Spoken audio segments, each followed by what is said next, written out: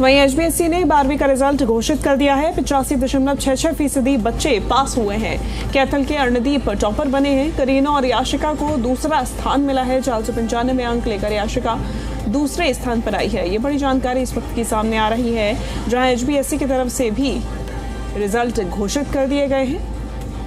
12वीं के रिजल्ट घोषित हुए हैं। 85.66% बच्चे इसमें पास हुए हैं। कैथल के अर्णदीप इसमें टॉपर बने हैं। करीना और याशिका को दूसरा स्थान प्राप्त हुआ है। 495 अंक लेकर याशिका दूसरे स्थान पे आई है।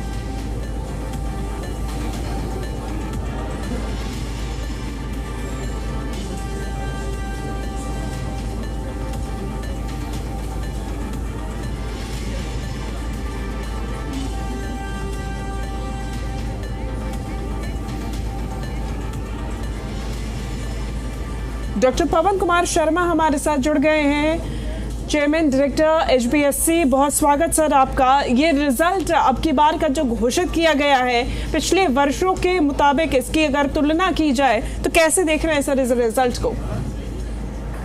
सबसे पहले तो मैं जीटीवी का धन्यवाद करना चाहूँगा कवरेज देने के लिए। जहाँ तक सवाल पिछले वर्षों के मुकाबले इम्प्रूवमेंट इन रिजल्ट है, इसमें मेरे विचार से जो मेरा अपना पर्सनल एनालिसिस है वो यही है कि शायद जो कोरोना पेंडेमिक की वजह से हमारे विद्यार्थी परीक्षार्थी 2 साल की परफॉर्मेंस अपने पीछे इतने अच्छी नहीं दे सके थे और परफॉर्म नहीं कर सके थे, शायद उससे बाहर आ चुके हैं। और यही कारण है कि रिजल्ट से जो हमारी अपेक्षाएं हैं लगभग उनके अनुरूप हैं। हालांकि हमारी अपेक्षाएं थोड़ा इससे अच्छी थी, लेकिन फिर भी काफ़ी हद तक संतोषजनक हमारे रिजल्ट हैं। डॉक्टर पवन, अगर हम लड़कियों के रिजल्ट्स की बात करें इस बार, तो काफ़ी अच्छा परफॉर्मेंस उनका भी देखा गया है। और 85.66% में से लड़कियों की कितनी भागीदारी इसमें रही है?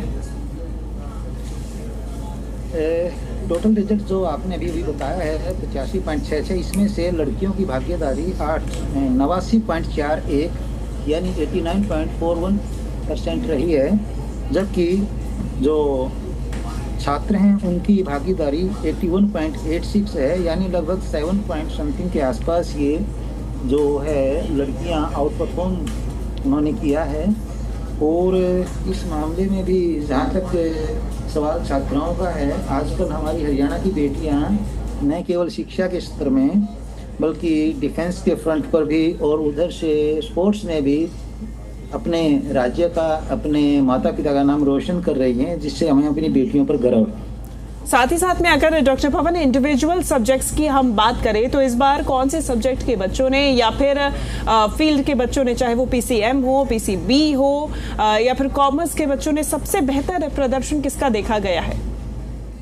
यदि हम स्टेट टॉपर की बात करें तो कॉमर्स का हमारा जो छात्र है अर्पणदीप सिंह, सनोप श्री यादविंदर सिंह, माताजी का नाम है रमनदीप कौर, जो कि गवर्नमेंट सीनियर सेकेंडरी स्कूल श्योन माजरा कैथल से ये परीक्षार्थी है। इसने टॉप किया है और इसका जो स्कोर है वो 497 है, यानी 99.4% इसका स्कोर रहा है।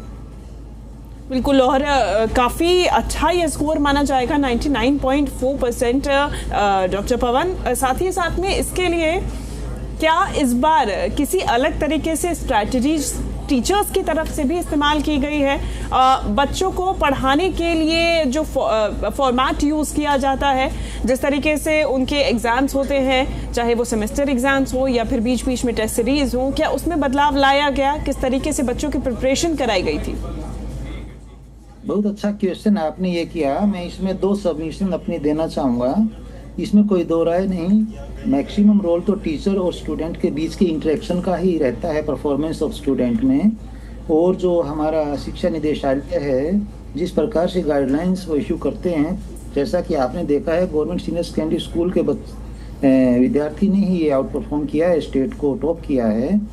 लेकिन इसके साथ साथ जो हमारी हरियाणा सरकार की एक कार्यशैली है वह सबसे ज़्यादा प्रशंसनीय और अनुकरणीय है, क्योंकि शायद आप सभी को पता होगा आजकल सीईटी के थ्रू नौकरियां जैसे मतलब मेरिट के आधार पर दी जाती हैं। कोई किसी प्रकार का इसमें डायरेक्ट और इनडायरेक्ट इन्वॉल्वमेंट किसी कमीशन या किसी अपॉइंटिंग अथॉरिटी का नहीं होता है। तो ये एक मैसेज पूरी स्टेट में पहले से है कि यदि आपको कामयाब होना है तो पढ़ना ही पड़ेगा। और मुझे लगता है कि यह जो पॉलिसी है हरियाणा सरकार की, माननीय मुख्यमंत्री महोदय जो मतलब हमारे बार बार प्रेरित करते रहते हैं विद्यार्थियों को और मतलब हमारे शिक्षा विभाग को, और शिक्षा मंत्री जी का जो एक वैल्यूएबल गाइडेंस हमें मिलता रहता है, उसको मैं ज़्यादा श्रेय देना चाहूँगा। बिल्कुल, और ज़रूरी भी हो जाता है। डॉक्टर पवन, इसके साथ ही साथ में और क्या बदलाव ऐसे थे जिन्होंने इस रिजल्ट की तरफ अपना योगदान दिया है? अगर हम शिक्षा प्रणाली की बात करें या फिर कोर्स की बात करें, कब तक में कोर्स को पूरा कराया गया, इन तमाम बातों का किस तरीके से ध्यान दिया गया? इसमें रेगुलर एक जो इवैल्यूएशन सिस्टम हरियाणा विद्यालय शिक्षा बोर्ड और इसके साथ साथ शिक्षा निदेशालय का जो रहता है, जिसमें हम अपडेट लेते रहते हैं स्कूल से कि कितना सिलेबस कवर हो चुका है, क्या स्ट्रेटजी अडॉप्ट की गई है। खासतौर पर क्लासरूम इंटरेक्शन को ज़्यादा प्रेफर हम करते हैं, क्योंकि जैसा कि अभी थोड़ी देर पहले मैंने बताया, गवर्नमेंट स्कूल के बच्चे ने आउट परफॉर्म किया है। और मैं ये भी बताना चाहूँगा कि यह स्कूल गांव का एक स्कूल है जिसमें बच्चे श्योन माजरा गांव जो है कैथल डिस्ट्रिक्ट में, तो ग्रामीण परिवेश से जो विद्यार्थी हैं उनके ऊपर विशेष ध्यान इसीलिए ज़्यादा दिया जाता है क्योंकि शहरों में तो आमतौर पर सीबीएसई के स्कूल्स हैं, या यूँ कहिए कि कंपैरेटिवली शिफ्टिंग जो है ज़्यादातर स्टूडेंट्स की सीबीएसई स्कूल की तरफ हो जाती है। तो यहाँ जो टीचर्स और स्टूडेंट्स का आपस का इंटरेक्शन है उसका ज़्यादा रोल प्ले करता है। बिल्कुल। इसके अलावा स्मार्ट क्लासरूम इनिशिएटिव की भी कोशिश एचपीएससी की तरफ से की गई थी। कितने स्कूलों में ये की गई और क्या इससे भी प्रभाव देखा गया डॉक्टर पवन? इसमें इनोवेटिव और इंटरेक्टिव जो एजुकेशन सिस्टम अडॉप्ट हमने किया है पूरे हरियाणा राज्य में। हमारे यहाँ पीएम श्री स्कूल्स हैं और कुछ और दूसरे इस तरह से स्कूल्स जो मतलब स्पेशल हमने सेलेक्ट किए हुए हैं। लगभग सभी में स्मार्ट क्लासरूम्स हैं और जो हरियाणा विद्यालय शिक्षा बोर्ड से एफिलिएटेड प्राइवेट स्कूल्स हैं, लगभग सभी स्कूल्स में ये जो स्मार्ट क्लासरूम की फैसिलिटीज अवेलेबल हैं। इसका काफ़ी अच्छा मैं मतलब कंट्रीब्यूशन मानूंगा, क्योंकि जो एक प्रैक्टिकल अप्रोच या एक रिफ्लेक्सिव और कंसेप्ट क्लियर होने की जो बात होती है स्टूडेंट के लिए, उसमें काफ़ी अच्छा role in classroom smart classrooms का रहता है। बिल्कुल, और इससे अगर हम 12वीं के भी रिजल्ट की बात करें तो उसमें भी बेहतरी देखी गई है। अगर साइंस बैकग्राउंड में देखा जाए डॉक्टर पवन, तो साइंस में, मैथ्स में किस तरीके से बच्चों ने इस बार परफॉर्म किया?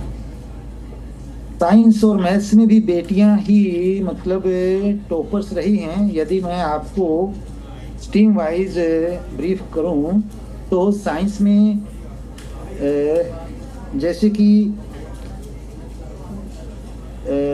नमन वर्मा, सनोप पुष्कर वर्मा साइंस स्ट्रीम से हैं, 493 के साथ टॉपर हैं। इसके बाद फिर जैसे तमन्ना ये टॉपर है, ये मतलब सेकंड टॉपर है, और फिर पूनम रानी है, इसने 491 नंबर लिए हैं, ये थर्ड है। तो इस प्रकार से और सभी जो ये परीक्षार्थी यानी विद्यार्थी हैं ग्रामीण परिवेश से हैं। बिल्कुल, और उसके बावजूद भी इस प्रकार का रिजल्ट इन तमाम सुविधाओं के बीच में लेकर आना, जितनी भी इस ग्रामीण परिवेश में उनको मिल पाती हैं, वो एक अपने आप में बड़ी बात है। डॉक्टर पवन, दूसरी तरफ कई बार ऐसा देखा जाता है कि बच्चे एनरोल्ड तो होते हैं लेकिन एग्जाम देने के लिए नहीं पहुंचते, एग्जाम में बैठते नहीं हैं। ऐसे में एचपीएससी की तरफ से इस बार क्या कदम उठाए गए जिससे इतनी बड़ी संख्या में बच्चे भी अपने एग्जाम देने पहुंचे, उन्होंने एग्जाम में अपीयर किया? जहाँ तक एग्जाम या एनरोलमेंट का क्वेश्चन है, जितने बच्चे एनरोल करते हैं लगभग हमने सभी बच्चों को डोर स्टेप पर और with in A circumference of 5 kilometres exam centre provide करवाए हैं। जैसा कि मैंने शुरू में ही बताया था, हो सकता है आपके पास भी डाटा हो कि टोटल 1,92,000 समथिंग जैसे स्टूडेंट्स हमारे अपीयर हुए थे जी, और इसमें से 1,66,031 स्टूडेंट्स ने क्वालिफाई किया है। 19,897 स्टूडेंट्स उनका कंपार्टमेंट आया है। तो कहने का मतलब यह है कि हम स्टूडेंट फ्रेंडली ही अपना ऑब्जेक्टिव लेकर चलते हैं। पूरा ध्यान रखा जाता है, बेटियों के लिए विशेष ध्यान रखा जाता है कि उनको किसी भी तरह से एग्जाम सेंटर तक पहुंचने में कोई परेशानी ना हो। और एग्जाम का जो टाइमिंग है वो भी हमने अकॉर्डिंगली ही रखा है, सुबह जल्दी ना करके, जैसे मतलब इस तरह से एक एग्जाम टाइमिंग हमने फिक्स किया है जिसमें बच्चों को एग्जाम सेंटर तक पहुंचने में कोई परेशानी ना हो। बिल्कुल, और इसी प्रकार से इन तमाम एडजस्टमेंट्स और तमाम फैसिलिटीज़ के बीच में एग्ज़ाम संपन्न कराया गया था। अब रिजल्ट भी घोषित कर दिए गए हैं। 10वीं के रिजल्ट की उम्मीद ऐसे में कब तक की जा सकती है डॉक्टर पवन, क्योंकि बच्चों को काफ़ी इंतज़ार उसका भी। हाँ, विद इन दिस वीक हम 10वीं का रिजल्ट निकाल रहे हैं। उसमें कुछ छोटे छोटे टेक्निकल इश्यूज हैं जो अभी जल्दी कवर कर लिए जाएंगे। सीनियर सेकेंडरी का रिजल्ट अर्ली निकालने के पीछे उद्देश्य यह था कि बच्चों को आगे अपने करियर के बारे में डिसीजन लेना होता है, जैसे कि नीट या IIT, AIEEE या फिर दूसरे जो कोर्सेज हैं उसमें जाना होता है, काउंसलिंग वगैरह इनको अटेंड करनी होती है। इसलिए हमारी प्रेफरेंस यही थी कि सीनियर सेकेंडरी क्लासेज का रिजल्ट पहले निकाला जाए और जल्दी जो हमारा सेकेंडरी क्लासेज का रिजल्ट है वो भी अभी आपको देखने को मिलेगा। डॉक्टर पवन, यदि बच्चे 12वीं का जिनका ये रिजल्ट घोषित हुआ है, यदि वो अपने आंसर शीट्स के री एवैल्यूएशन चाहते हैं तो उसके लिए क्या प्रक्रिया, आसान प्रक्रिया बच्चों के लिए रखी गई है, क्या अपनाई जा सकती है?